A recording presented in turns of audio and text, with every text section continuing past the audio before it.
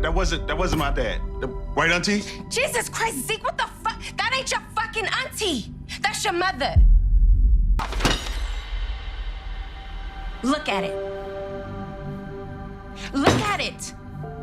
In my last video, I mentioned that it was Diana who was going to find Monet's secret and blow it up. Someone asked me how I got to know Diana will catch Monet.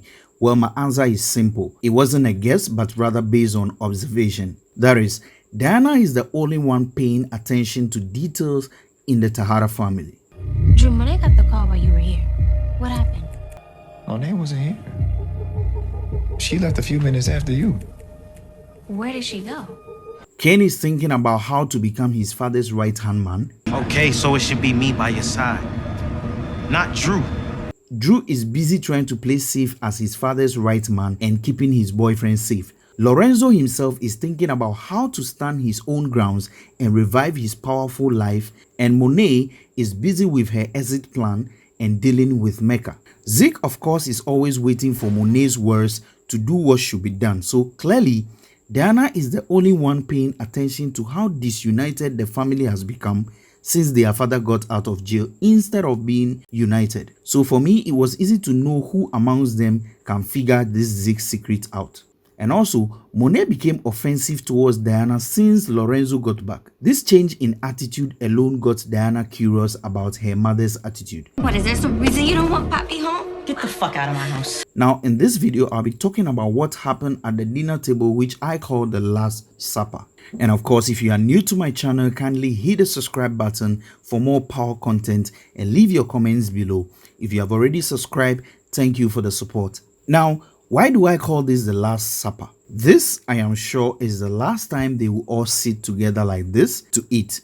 Now, how did hell break loose at the table? Whose fault was it that Diana spilled everything raw like that? Was it Monet's fault or Cane? Well, for me, I blame Monet for all this because her first question to Diana concerning her whereabouts was totally unnecessary because she knew exactly where Diana was. But you see, Monet thought she was asking that question just to put Diana in a tight corner. And this line of question nearly exposed Drew as well. And for some reason, I thought at this point Monet would have backed up on Diana since she already knew the truth. But she went ahead to ask who she went out with. And Cane said, Tariq.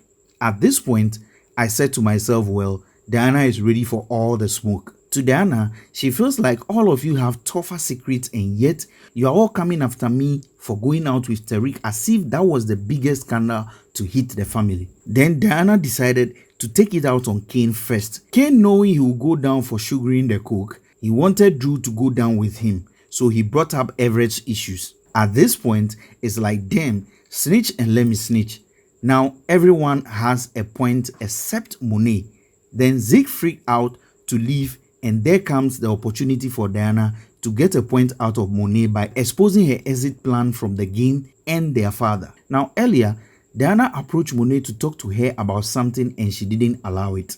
Diana wanted to talk to her about Zeke. Maybe if she had allowed her, things wouldn't have gotten to the table. And personally, I felt Monet should have answered the question instead of making Diana look dirty in front of everyone. Now, it's like Diana sleeping with Tariq was the dirtiest, and I don't blame Diana at this point for spilling out the whole truth about Monet and Zeke. And I'm personally not surprised about the action Diana took, which led her to finding the truth. For a girl like her to help her murdering kingpin father out of prison, tracking her mother's move won't be out of proportion.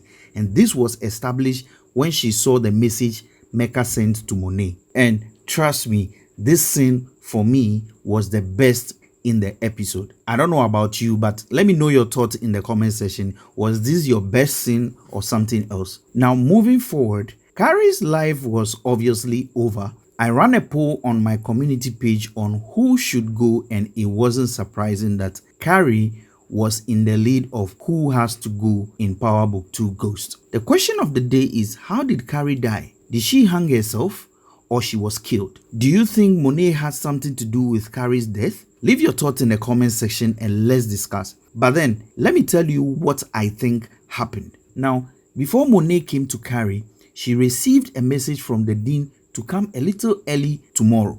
She was calm because she already knew how her story would end at Stansfield. She didn't look suicidal or desperate to think of some excuse to give her Dean. In the same space, she had a text from Zeke, then a knock on her door. To her surprise, it was Monet. Then they both opened up on their losses and Monet made a strange statement.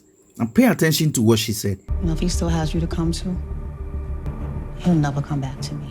Listen again. You know, if he still have you to come to, he will never come back to me. Now, look at the reaction from Carrie after comprehending what Monet just said. She was filled with fear as if she had seen death.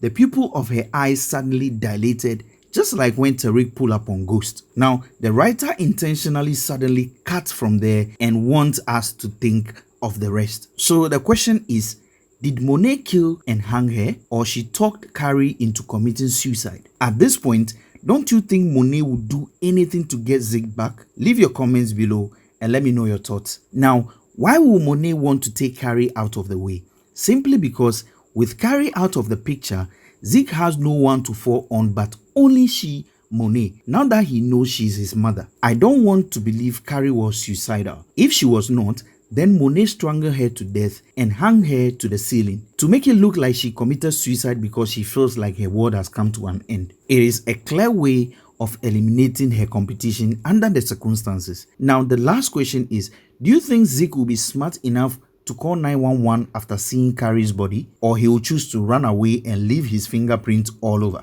Share your thoughts with me. Let's continue this discussion in the comment section. Now, if you like this video, kindly hit the subscribe button, share, like, and leave your comments, and I'll catch you in my next video. Thanks for watching. I'll be there to respond all your comments. It's your boy Nino. I'm out.